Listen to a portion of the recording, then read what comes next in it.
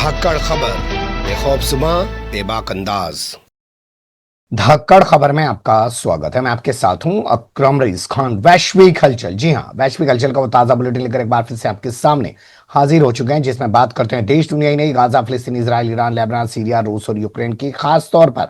और इसके अलावा आजकल कई और देशों के मामले में बात करनी पड़ रही है, विशेष रूप से क्योंकि वहां पर भी तनातनी चल रही है। या कुछ रोचक खबरों से भी आपको हम कराते हैं इस बुलेटिन में रूबरू, क्योंकि इन तमाम पहलुओं पर बात करने के लिए हमारे साथ जुड़ जाते हैं कृषिकांत जी के जी, जो भारतीय वायुसेना के रिटायर्ड ऑफिसर हैं, जियो पॉलिटिक्स पर वाकई में अपनी पैनी नहीं गहरी नजर भी रखते हैं।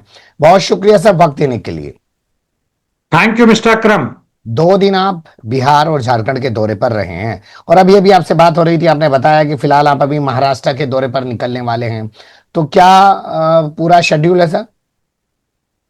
शेड्यूल है, और इस समय जबकि मैं रहना चाहता था, कल जब पूरे भारत भर में ट्रेड यूनियंस का जनरल स्ट्राइक था, उसमें हालांकि वहां पर देखा मैंने, उस समय रांची में था, कुछ खास असर नहीं नजर आया। हालांकि पुलिस की तैनाती बहुत जबरदस्त थी, लेकिन पटना से जो खबर आया वो बहुत जबरदस्त था। दिल्ली में भी रहा है और भारत के पूरे अन्य जगहों में भी रहा है। 20 करोड़ मजदूर जहां तहां किसान असहाय हैं। तो इसी संदर्भ में, इसी सिलसिले में भी कल नहीं, आज ही मैं नागपुर जा रहा हूं 3-4 दिन के दौरे पर, और चूंकि वहां मेरे कुछ जान पहचान के लोग भी हैं तो उन्हीं के साथ ठहरूंगा। जी, एक सवाल कल मैंने अपने लाइव बुलेटिन में उठाया था कि जिस तरीके से किसान आए, दिल्ली की सड़कों पर बैठ गए और कई महीनों तक बैठे रहे और वो 3 काले कानून उन्होंने वापस कराए, क्या आपको लगता है मजदूर ऐसा कर पाएंगे आज के दौर में? वास्तव में कहें तो मजदूर वर्ग को ही नेतृत्व लेना चाहिए। मजदूरों की खासियत यह है कि वह ऐतिहासिक रूप से पिछले 300-400 वर्षों से एक ऐसी वर्ग की पैदाइशी हुई है जो उत्पादन के साधन से बिल्कुल विमुख हो चुके हैं। ना उनके पास जमीन है, ना उनके पास फैक्ट्री है, ना ही उनके पास कपड़े बुनकर बाजार में बेचने के कोई साधन है। छोटे मोटे ठेला वाले हैं, वह पूंजी नहीं कहते हैं कि ठेला उनका है, सब्जी उनका है, वह सब पूंजी नहीं है। और वह मुख्यतः एक साथ बड़े बड़े फैक्ट्री में काम करते हैं, देश में ही नहीं विदेशों में जाकर काम करते हैं।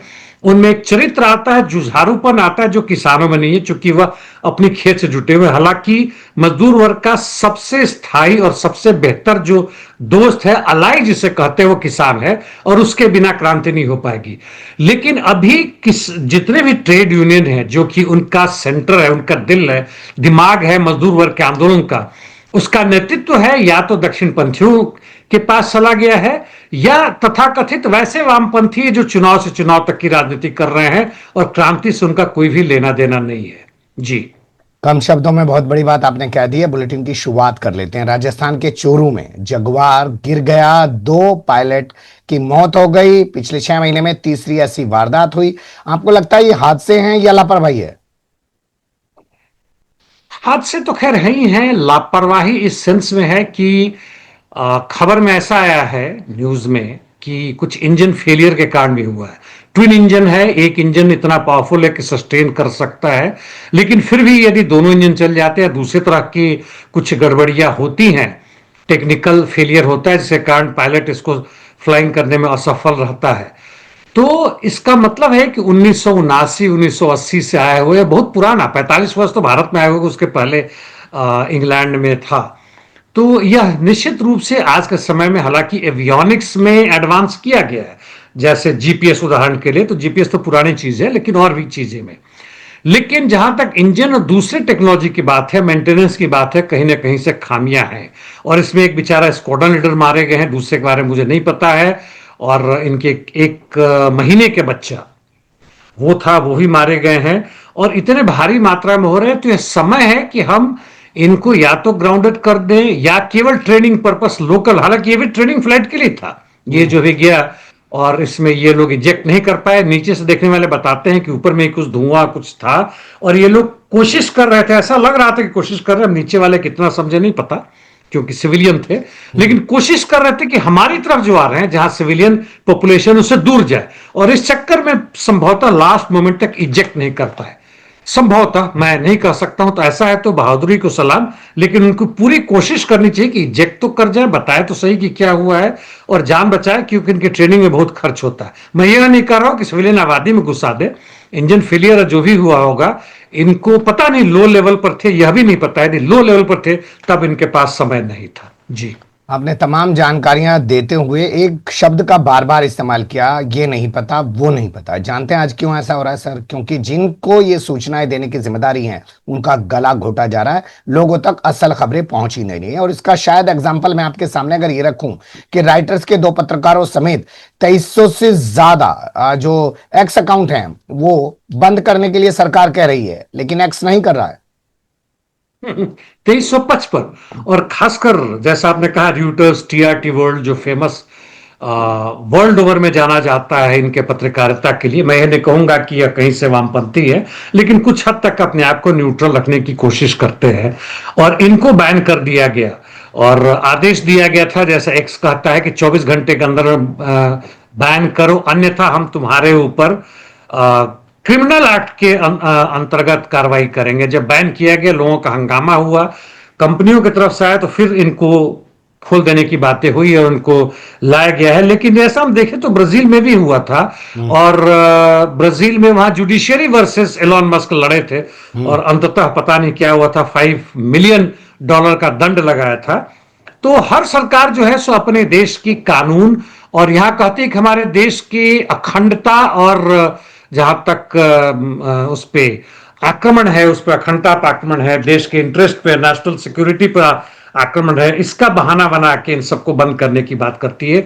हालांकि देश नहीं, पर्टिकुलर सरकार पर यह होता है, और उसको एक्सपोज करने की बात यदि आप करते हैं ट्विटर पर, चाहे देश को विदेश को हो, अंदर वाले को तो उठा कर अंदर कर ही देते हैं सीधे के सीधे, बाहर वालों के साथ ही हो रहा है। तो ये हमें अंदाजा दिखता है कि किस तरह से आज तथाकथित रूप से बोलने की भी जो स्वतंत्रता है, पत्रकारिता की जो स्वतंत्रता है, उस सब का गला घोंट दिया गया है। जी, मैं आपको यानी कि अपने तमाम सुनने वालों को बता रहा हूं कि आज सुप्रीम कोर्ट में बिहार के मतदाता सूची को लेकर सुनवाई होने वाली है, लेकिन जिस वक्त हम ये प्रोग्राम रिकॉर्ड कर रहे हैं अभी तक उस सुनवाई के बारे में कोई जानकारी नहीं आ पाई है, वरना हम उससे भी आपको रूबरू कराने का इस बुलेटिन में प्रयास करते।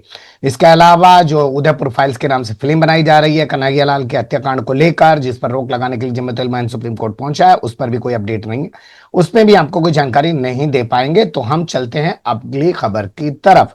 आईसीसी ने वारंट जारी कर दिया है तालिबान के नेताओं के खिलाफ सर। के खिलाफ, एक तो जो उनके रिलीजियस लीडर हैं उनके, और एक चीफ जस्टिस जो उनके जी, और इनका कारण बताया गया है आईसीसी के पास जो आया था कि आप महिलाओं के खिलाफ बहुत अत्याचार कर रहे हैं, उनकी स्वतंत्रता का हनन कर रहे हैं, उनको पढ़ने नहीं दे रहे हैं, मेडिकल फैसिलिटीज नहीं है, बाहर में अकेले नहीं जा सकते हैं, क्राइम अगेंस्ट ह्यूमैनिटी वगैरह वगैरह है। कुछ हद तक तो सच्चाई भी है, लेकिन हम इसको यदि ठोस परिस्थिति को देखें, सच्चाई के पीछे क्या है, तो तालिबान बनाने में अमेरिका का हाथ है, चूंकि उस समय यूएसएसआर होता था और वो प्रवेश किया था वहां पे, तो उसको खत्म करने की कोशिश की गई। तो जो लड़कियां वहां की एक साधारण सलवार कुर्ता या स्कर्ट पहन के चलती थी, उनका पारंपरिक वेशभूषा था, अब उनको किस तरह से बोरी के अंदर कैद करके घर में बंद कर दिया गया है। और इसके खिलाफ हम लोग बहुत जबरदस्त हैं। मेरे दिमाग में बहुत खराब लगता है कि औरतें जो हमारी शुरुआती दौर में हम पैदा लेते हैं तो मां होती है, बाद में बहन हो सकती है, ना हो सकती है, पत्नी होती है, बेटी होती है, वगैरह वगैरह होती है, और उसको हम इस कदर मतलब पर्दे के पीछे बंद कर देते हैं, उस पर प्रताड़ना डालते हैं और तंग करते हैं। होना चाहिए, लेकिन आईसीसी की औकात क्या है, और उस पर यदि हम करें जी, तो मुख्य मसला यह है कि यह बेमानी है, एक दिखावा मात्र बन जाता है। ठीक है, मैं बेमानी और दिखावा मात्र से आगे बढ़ के टाइमिंग पे सवाल उठाना चाहता हूं। अभी रूस ने तालिबान को मान्यता दे दी है, अफगानिस्तान में अपना दूतावास खोल दिया है, चाइना और पाकिस्तान जो है वो संबंध बेहतर कर ही रहे हैं उस सब, और ये जो है अमेरिका को मार के यहां से भगा चुके हैं। इन तमाम चीजों को अगर आप अपने मद्देनजर रखें और आईसीसी से जो ये आदेश जारी करवाया गया है उस पर तो सवाल उठने चाहिए ना सर। कतर और यूएई भी ये इनका संबंध, और अंदर अंदर पता नहीं कौन से लोग भी अफगानिस्तान के साथ आ रहे हैं।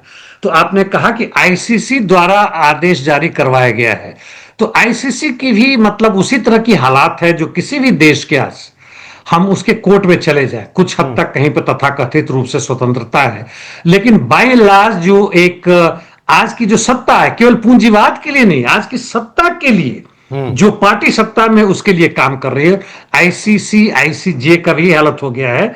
तो मैं आपसे सहमत हूं कि ये लोग हालांकि कुछ स्वतंत्र रूप से यदि निर्णय ले भी लेते हैं तो अमेरिका, इजराइल, ये लोग इसको खारिज कर देते हैं। तालिबान के चीफ ने कहा है कि हम ये बकवास कर रहे हैं, हम तो इनको मान्यता भी नहीं देते हैं। जी, अगली खबर है चाइना से जुड़ी हुई। 70 देशों के लोग अब बिना वीजा के चाइना जा सकते हैं। तो ये धंधा बढ़ाने की कोशिश है या अपने आप को बड़ा दिखाने की कोशिश है? ये तो धंधा बढ़ाने की बात है, बड़ा तो खैर है ही है, उसमें कोई संदेह नहीं है। और स्पेशली टूरिस्ट वीजा की बात है, तो ऐसे लोग वहां पे जा सकते हैं। 23 या 24 कितने 70 देश बताना, 74 देश हो गए, 75वां भी आने वाला है जी। और जिसमें ये शामिल नहीं है उसमें इन लोगों ने नहीं दिया है, जिसमें यूएस, यूके भी शामिल है, कनाडा भी है। वो 10 दिन के लिए खास करके वो आ सकते हैं, 30 दिन का नहीं है। और इंडिया बिल्कुल उसमें शामिल नहीं है, लेकिन ये अपना जी, जो भी है, सही बात है, ज्यादा क्या कहें। चलिए, भारत और पाकिस्तान को लेकर जो खबरें हैं उनका रुख कर लेते हैं। पहला जो अपडेट है कि अभी तक कहा जा रहा था कि ट्रंप ने जंगबंदी कराई है, लेकिन विदेश मंत्रालय की जो प्रवक्ता है टेनी ब्रूस, वो प्रेस कॉन्फ्रेंस के दौरान कल दावा कर बैठी कि जेडी वैंस भी शामिल था, यानी कि वहां का उपराष्ट्रपति भी शामिल था। तो ये अमेरिका का बार बार बोलना क्या कहला रहा है सर?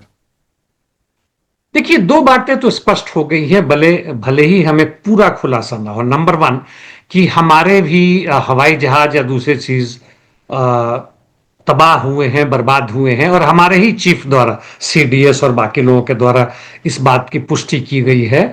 और दूसरे की यह किस आधार पे रुका, पहले दिन हमने किया, दूसरे तीसरे दिन हम लेसन सीखते रहे, चौथे दिन हमने आक्रमण किया, चौथे दिन ही बंद हो गया। ऐसा नहीं लगता है कि सीधे के सीधे पाकिस्तान का जो मिलिट्री विंग है वो भारत के मिलिट्री विंग को फोन करता है कि भाई बहुत हो गया, संधि कर लो, और भारत चुपचाप मान गया हाँ भाई संधि कर लो। क्योंकि ये निश्चित लगता है कि ये जो बोल रहे हैं, चाहे ट्रंप हो, मार्क रूबियो हो, या अब जेडी वांस का नाम आप ले रहे हैं, जेडी वांस ने सीधे के सीधे हमारे प्राइम मिनिस्टर से बात किया। प्रेसिडेंट कर रहे तो ठीक है, जेडी वांस भी कर रहे हैं। इसके पहले आप देखेंगे कि अमेरिका के जो वाइस प्रेसिडेंट थे मुख्य रूप से एक अलंकार के रूप में होते थे। ये जेडी वांस काफी कूदते हैं, हर जगह ये पॉलिसी मेकिंग में आते हैं, बातचीत में भी आते हैं, हर जगह करते हैं, और कहते हैं कि जिस ढंग से एस्केलेट कर रहा था वॉर, वह खतरनाक था, यानी न्यूक्लियर की बात हो रही थी। और इसमें एक दूसरा एंगल आता है कि इजराइल इसके पीछे था, सीधे के सीधे भले ही ना हो, टेक्नोलॉजी रूप से और दूसरे रूप से। और भारत का जो एक कोशिश किया गया था, इन्होंने नूर खान एयरबेस पे जो के आसपास इर्द गिर्द जो अटैक किया था, जहां उसका न्यूक्लियर वेपन का हेडक्वार्टर है और न्यूक्लियर फैसिलिटीज भी संभवतः है, और वहां पे यूएवी कामाकाजी यानी आत्मघाती यूएवी से अटैक किया था। शायद हमारे फाइटर प्लेन ने वहां मारा था, और हमारे मीडिया ने बड़ा बिना जानकारी के दावा किया था कि न्यूक्लियर एक्सप्लोजन हो रहा है, वहां से रेडिएशन हो रहा है, वगैरह वगैरह हो रहा है, जबकि IAEA ने कहा कि बकवास, ऐसा कुछ नहीं हो रहा है। तो कुल मिलाकर देखें तो इसके पीछे कहीं ना कहीं इजराइल का भी हाथ था, भारत भी था, जो इन्होंने पुलवामा के बाद से इतने टाइम लिया था कि उसको हम बर्बाद करें। इजराइल का एम हुआ था, जिस तरह ईरान का वैसे ही पाकिस्तान का दिख रहा है। अब हालांकि यह कह सकते हैं कि यह षड्यंत्रकारी सोच है मेरे दिमाग की, लेकिन ऐसा लगता है कि है। लेकिन अमेरिका को लगा कि नहीं भैया, ये बड़ा गड़बड़ हो जाएगा यदि पाकिस्तान ने वास्तव में न्यूक्लियर बॉम्ब का इस्तेमाल कर दिया, भारत तो छोड़ेगा नहीं, और तब क्या स्थिति होगी। इसलिए ये लोग कूद पड़े और चौथे दिन सडनली युद्ध संधि हो जाता है। जी, ये बहुत बड़ा खुलासा आप कर रहे हैं और बहुत बड़ी साजिश की ओर इशारा भी आपने किया है। अगली खबर का अगर रुख करें तो पाकिस्तान का डीजी है ISPR का, जिसका नाम है अहमद जरीफ चौधरी, वो दावा कर रहा है अल जजीरा को इंटरव्यू देकर कि हमारे यहां पर जो आतंकवाद है या दूसरे देशों में जो आतंकवाद फैल रहा है उसके लिए भारत के NSA अजीत डोभाल जिम्मेदार हैं। भारत के NSA के जो भी हैं, अजीत डोभाल, दूसरे लोग हैं, सीधे के सीधे जिम्मेवार ना हो, लेकिन एक चीज तो दिखता है कि भारत अब CIA, मोसाद, MI6 के साथ इंटीग्रेट हो चुका है। ऐसा नहीं कि पहले नहीं था, लेकिन अभी पूरे के पूरे रूप में इंटीग्रेट हो चुका है। हालांकि कोई प्रश्न उठा सकता है कि ऐसा है तो कनाडा और अमेरिका में भारत के तथाकथित लोगों ने, जो कनाडा आरोप लगा रहा है, कैसे वहां के पन्नू या दूसरे किस है उस पर आक्रमण किया और वैसा वैसा किया। लेकिन कहीं ना कहीं से हम उसमें इंटीग्रेट हो चुके हैं, वो क्वाड ही नहीं है बल्कि दूसरे तरीके से, और जिसके कारण हमारे भारत के प्रधानमंत्री, विदेश मंत्री, विदेश सचिव और दूसरे लोग भाग भाग के अमेरिका और इजराइल जा रहे हैं और वहां के लोग आ रहे हैं। अब इसमें जो IAS inter services adviser lieutenant general rank के जो भी बोल रहे हैं अल जजीरा के साथ इंटरव्यू में, कितनी सच्चाई है कहना बड़ा मुश्किल है। भारत के तो लोग निश्चित कहेंगे कि बेकार की बात कर रहे हैं, लेकिन उसमें कैप्टन प्रवीण, जिसकी पहले भी मैं चर्चा कर चुका हूं, द फोर्स नामक जो भी इनका यूट्यूब है, दूसरे पत्रकारिता करते हैं, उसमें कहते हैं कि भारत सरकार कहीं ना कहीं अपने, जहां तक मिलिट्री पावर की बात है, भटक रही है और हमारा लक्ष्य केवल पाकिस्तान के टेररिस्ट ऑर्गेनाइजेशन को मारना है। और यदि इनकी बात में सच्चाई है, जो आईएसए वहां का पाकिस्तान का कहता है कि हम टेररिज्म के थ्रू उसको कमजोर करने की कोशिश कर रहे हैं इजराइल के कहने पे, यह बिल्कुल कहीं से भी मतलब ये चेक पॉइंट नहीं है, मतलब एक अंदाजा है। यदि ऐसा है तो भारत के मिलिट्री के लिए भारत के एक रीजनल पावर होने पर बहुत बड़ा क्वेश्चन मार्क हो जाएगा। हम इजराइल के रूप में बनेंगे और इजराइल की बात अलग है, हमारी बात अलग है, और हमारे लिए बड़ा दुखदाई होगा पूरे देश के यूनिटी, सार्वभौमिकता और हमारे प्रोग्रेस के लिए। जी, इस्लामाबाद पहुंचकर जो चीनी एयरफोर्स का चीफ है वो बड़ी तारीफ कर रहा है जाके पाकिस्तान एयरफोर्स की। उस तारीफ का क्या मतलब समझूं सर?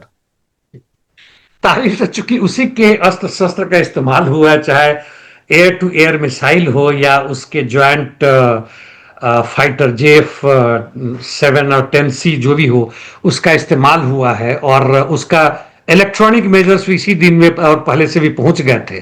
तो वह एक तरफ से कहें तो अप्रत्यक्ष रूप से खुद की तारीफ कर रहे हैं, और चीफ ऑफ पाकिस्तान एयरफोर्स से बातचीत करने के दौरान में, और साथ साथ यहां तक भी कहा कि ये लोग बड़े ही डिसिप्लिन तरीके से, जब फौज है तो डिसिप्लिन होगा ही होगा, यानी इनके कहने का मतलब है कि तुमने इनडायरेक्टली कि तुमने सिविलियन टारगेट के बजाय भारत के उस टारगेट पर ठिकाने पर लगाए जो कि उनके डिफेंस या ऑफेंस से रिलेटेड था, ऑफेंसिव ऑपरेशन से रिलेटेड था, नंबर 1। और बड़े ही हिम्मत के साथ, जोश के साथ ये किया है, और यह जो है इस भारत पाकिस्तान के 4 दिन के युद्ध से हमें भी सीखने को बहुत मिलेगा और हम सीख लेंगे। तो आत्म प्रशंसा भी है, पाकिस्तान को बढ़ावा भी दे रहे हैं, और यह भारत को सोचना चाहिए कि हम अपने मिलिट्री को कैसे मजबूत करें, वह कहीं से भी अग्निपथ के द्वारा नहीं होगा। जी, बिल्कुल कायदे की बात आपने की कि अग्निपथ के द्वारा नहीं होगा। इसी क्रम में अगर अगली खबर लें तो ब्रिटेन ने 2020 से जो उड़ानें बंद कर रखी हैं पाकिस्तान की, शायद अब वो शुरू हो जाएं, तो हर तरफ से जो है कुछ ठीक ठाक सी खबरें आ रही हैं उनके यहाँ। 2020 के आसपास में जब वहां पे एक पैसेंजर प्लेन क्रैश हो गया था जिसमें 100 के आसपास लोग मरे थे, 96-97 लोग मरे थे, और उसी समय जब इसकी खोजबीन चल रही थी तो वहां के जो एविएशन मिनिस्टर थे अपने पार्लियामेंट में भाषण देते हुए बताते हुए कहा कि कुल 860 पायलट्स लाइसेंस जो इश्यू हुए हैं, कॉमर्शियल पायलट लाइसेंस जो इश्यू हुए हैं, उसमें से 262 तकरीबन फेक है। यानी इन लोगों ने पूरी फ्लाइंग नहीं की, एग्जाम नहीं पास किया, पैसे पूसे दे के कहीं से अधिकारियों से मिलकर वहां का directorate general of civil aviation Pakistan, या क्या नॉमेनक्लेचर मुझे नहीं मालूम, DGCA हम भारत में कहते हैं, वहां कुछ और करते हो, तो ये कर किए, तो इसे पूरी दुनिया में बड़ी हंगामा हो गया कि भाई तो बहुत खतरनाक चीज है। अब कार भले ही तुम पूरी तरह से ना सीखो, कुछ गड़बड़ वगैरह रोक दोगे, तुम हवाई जहाज नहीं रोक सकते हवा में। और इससे कारण ब्रिटेन ने भी, पूरा यूरोपियन यूनियन ने इनका सब बंद कर दिया, और अभी पिछले साल से फ्रांस ने अलाउ किया, यूरोपियन यूनियन के कई जगह पर चला, वो बार बार आके ऑडिट करते हैं, देखते हैं कैसे पायलट बना। एक तरह से कहें तो पाकिस्तान का एविएशन पूरी के पूरे यूरोपियन यूनियन के कंट्रोल में आ चुका है इस घटना के बाद से। अब यूके लास्ट बचा, वो भी आ रहा है कि नहीं आ रहा है ये मुझे नहीं कहीं मिला, वो तीनों पहुंचे कि नहीं पहुंचे, लेकिन ये खबर है कि अब वह जनवरी 2025 के बाद से जो खोज खबर की उसके आधार पे, मतलब 3-4 महीने से संभवतः वो भी अलाउ कर देंगे, यानी पाकिस्तान का हवाई जहाज अब फिर से लंदन वगैरह जा उतरने लगेगा। और नवाज शरीफ जो इधर उधर घूम के जाता है, पहले UAE जाता है, फिर पता नहीं कैसे कैसे करके वो पहुंचता है, उसके लिए आना जाना शायद आसान हो पाएगा। अब रुक कर लेते हैं रूस और यूक्रेन जंग से जुड़ी खबरों का। पुतिन के हवाले से बड़ा अपडेट है सर, उप विदेश मंत्री को सस्पेंड कर दिया।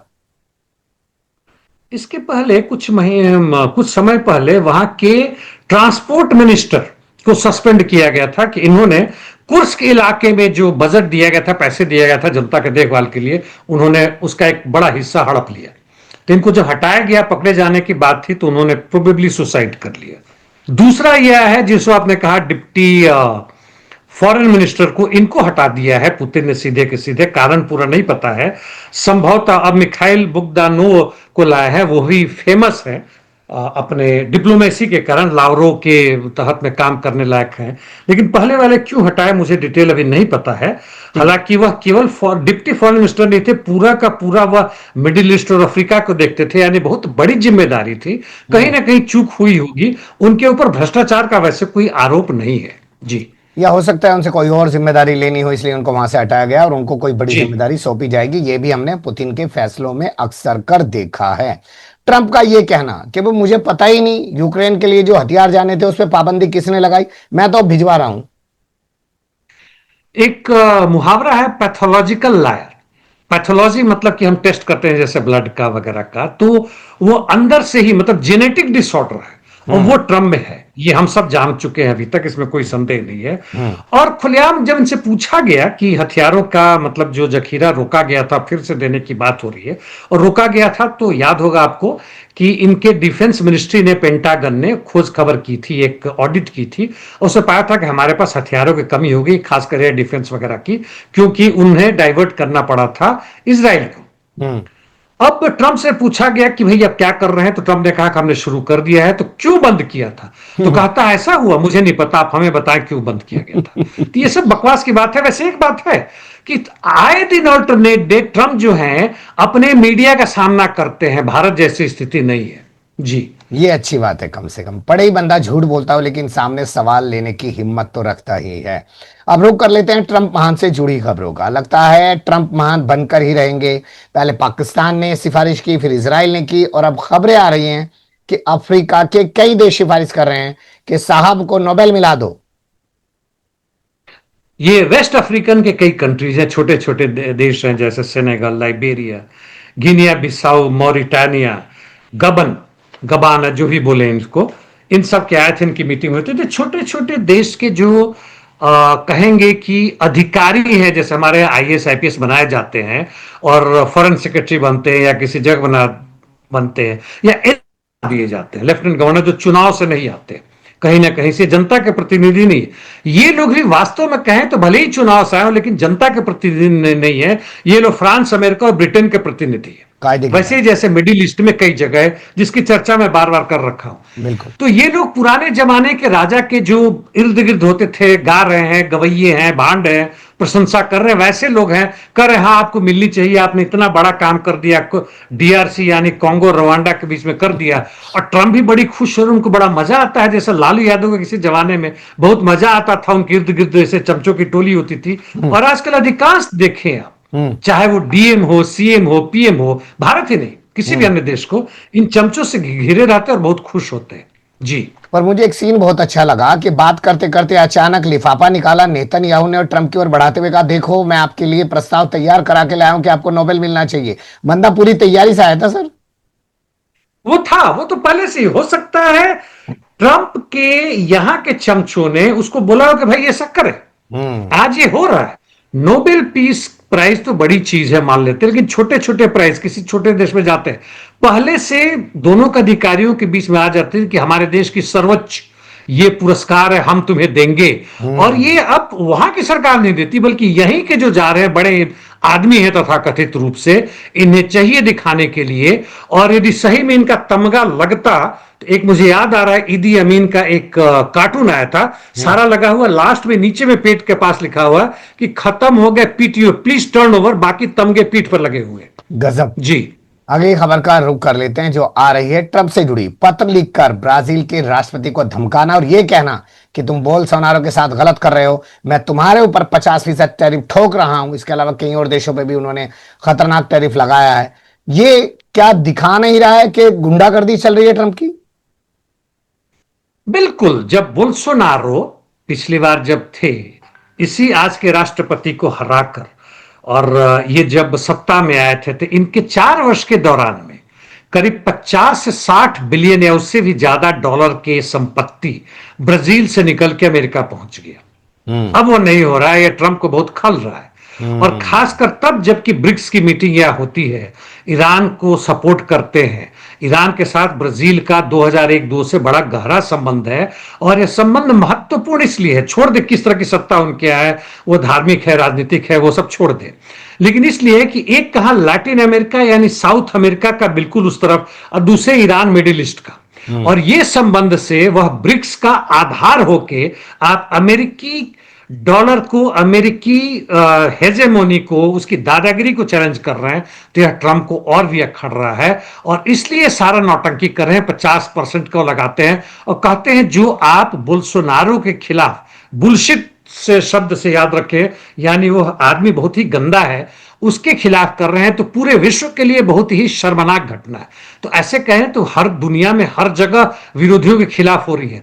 तुम क्या दुनिया के पुलिस बन बैठे हो? और इसको खत्म करना जरूरी है, और इसलिए जनता को उठ खड़ा होना जरूरी है, नहीं तो बाकी कहीं से भी संभव नहीं है। ये लोग हमारे बाप दादा बन चुके हैं। जी, लगता है इसको एलन मस्क के ठिकाने लगाएगा, या आपस में वो कहते हैं ना कि दो सांडों की लड़ाई है, सांड ये नागनाथ और सांपनाथ में लड़ाई हो, नाग मरे चाहे सांप मरे, जनता का तो दोनों तरफ से फायदा ही होना है, नुकसान दोनों ही करते हैं। आपने ईरान का जिक्र किया तो खबर ईरान से है। ईरान के मिसाइल प्रोग्राम में सपोर्ट करने का आरोप लगाते हुए, मदद करने का आरोप लगाते हुए हांगकांग की, चाइना की, यूएई की और तुर्की की कई सारी कंपनियों को प्रतिबंधित कर दिया अमेरिका ने आज। बस अब ये प्रतिबंधित है, ये सारे देश, जैसे मान लेते हैं कि लूला दा सिल्वा, जिसकी आप बात कर रहे थे, ब्राजील के राष्ट्रपति अभी जो है, इनका एक लक्ष्य हमेशा होता है, बार बार कहते हैं south south policy. North south यानी अमेरिका जो है सो इंडिया को लूट रहा है। आज से करीब 30-40 वर्ष पहले का डेटा है, अभी तो बढ़ गया होगा, कि अमेरिका $1 यदि मान लीजिए भारत को हेल्प देता था, वह हेल्प कहने के लिए, लेकिन वास्तव में इन्वेस्ट करता है, तो वह 4-5 साल के बाद से $18 लेके वापस जाता था। इतनी भारी मुनाफा, और इसका विरोध कर रहे हैं साउथ साउथ, जिससे कारण ट्रंप और नाराज हो रहे हैं और इन सब कंपनियों पर पाबंदी लगा रहे हैं।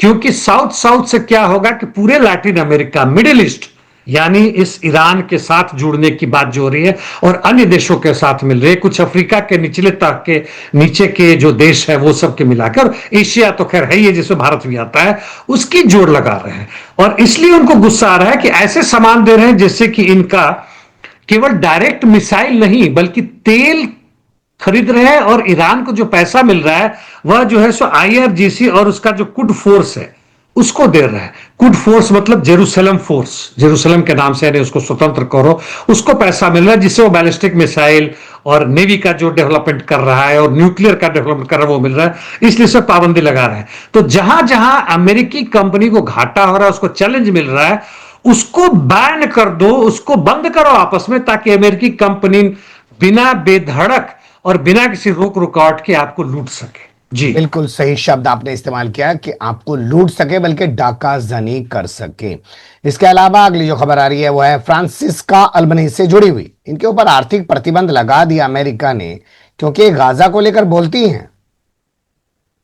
गाजा को लेकर बोलती हैं, गाजा की स्वतंत्रता के बारे में बात करती हैं, यानी पैलेस्टीन की स्वतंत्रता के बारे में करती हैं, और हर तरह से जहां जहां भी इन्हें मौका मिलता है, चूंकि है यूनाइटेड नेशन ह्यूमन राइट की विशेष दूत है, इनका अधिकार बनता है कि ऐसी चीज एक्सपोज करें और ICC को बताएं। तो इसका जो विदेश मंत्री अमेरिका का मार्क रूबियो कहते हैं कि ये ICC को भड़का रही है और हमारे और इजराइल के खिलाफ भड़का रही है, और यानी यहूदियों के खिलाफ ये काम कर रही है, इसलिए बैन कर रहे हैं।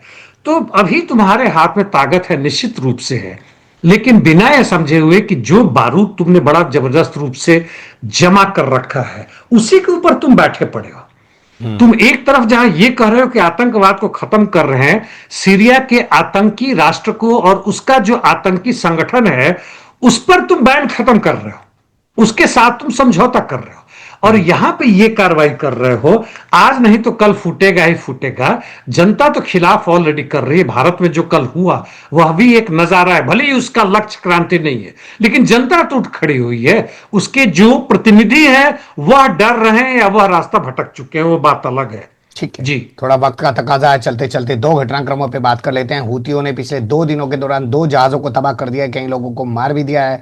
इसराइल के ऊपर वो लगातार मिसाइल भी दाग रहे हैं। दूसरी ओर कतर की राजधानी दोहा में जंगबंदी को लेकर बातचीत आगे बढ़ रही है, लेकिन बढ़ती हुई दिख नहीं रही है। दोनों घटनाक्रमों को आप कैसे देखेंगे?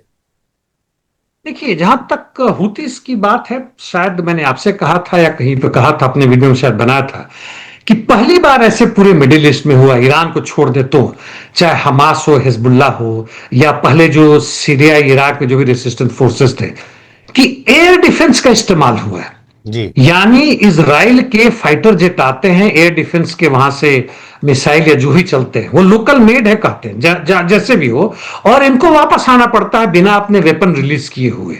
यानी तथाकथित रूप से, हमारे चैनल पे हम पहली बार बात कर रहे हैं इस मुद्दे पे। अच्छा ओके ठीक है, तो इस पर मैं ज्यादा विशेष नहीं जाऊंगा। एक तरफ उनका है, दूसरी तरफ हिजबुल्लाह को तथाकथित रूप से खत्म करने की बात भूल जाए। तीसरी तरफ हमास ने इस जो 12 कुछ दिन की जो लड़ाई चली, 1 दर्जन दिन के बीच जो ईरान के साथ, इनको जो मौका मिला, इनका रेसिस्टेंट फोर्स इसी बीच में इन्होंने काफी रिकूप किया है, और पूरे नॉर्थ गाजा के साथ साथ सेंट्रल यहां तक कि साउथ गाजा में भी यह 1 या 2 दिन के गैप के साथ 10-10, 12-12 इजरायलियों को मार रहे हैं, इजरायली सैनिकों को, और उससे ज्यादा घायल हो रहे हैं। घायल जनरली 2 से 2.5 गुना के बीच में होते हैं, पर अंदाजा लगा सकते हैं, लेकिन उसका ज्यादा असर जो ट्रॉमा हो रहा है इनके सैनिकों के बीच में, वह बड़ा जबरदस्त है। और इसलिए यहां पे डिप्लोमेसी के थ्रू, जहां तक शांति की बात है, ट्रंप तो बार बार कह रहे हैं कि भाई शांति होने वाला है, वह झूठ बोल रहे हैं, हो सकता हो भी रहा हो, लेकिन इजराइल भी कहीं ना कहीं से तैयार हो रहा है। उसका जो सपना था कि हमास को खत्म कर देंगे, पूरा गाजा पर कब्जा कर लेंगे, जो उनकी बात चल रही थी कि ये युद्ध बंदी के बाद से गाजा को कौन कंट्रोल करेगा। आपको याद होगा कि पैलेस्टीनियन अथॉरिटी के महमूद अब्बास ये बहुत उछल रहे थे, बिल्कुल शांत हो गए। अब ये लोग मतलब पार्श्व में जा चुके हैं, और केवल अब शांति की बात हो रही, क्योंकि दबाव यहां तक कि इंग्लैंड का भी अंदरूनी दबाव इतना है कि उनको कहना पड़ रहा है कि अब इजराइल के ऊपर पाबंदी लगाएंगे। हालांकि झूठ बोल रहे हैं, जहां तक स्टारमर वगैरह की बात है, बिल्कुल झूठ बोल रहे हैं, लेकिन एक मजबूरी अब इजराइल के सामने आ रही है कि चूंकि वहां भी हजारों नहीं लाखों की संख्या में नेतन्याहू के खिलाफ प्रदर्शनी हो रहा है, इसलिए जो कह रहे हैं उस तरफ हम बढ़ रहे हैं कहीं ना कहीं से। देखते हैं क्या होता है। जी हाँ, उस पर हम, वैसे आपने अच्छी जानकारी दी थी हुतियों के बारे में, जहां मैंने आपको टोका, लेकिन उस मुद्दे पर फिर से बात करेंगे कि कैसे उन्होंने अपना एयर डिफेंस तैयार किया है, और उनके एयर डिफेंस के चलते कैसे इजराइल के जहाज़ों को वापस भागने के लिए मजबूर होना पड़ा। बहुत शुक्रिया, आपने बहुत बारीकी से तमाम चीज़ों पर रोशनी डाली। फिर आपके साथ किसी और मुद्दे पर जुड़ने की कोशिश करेंगे। धन्यवाद।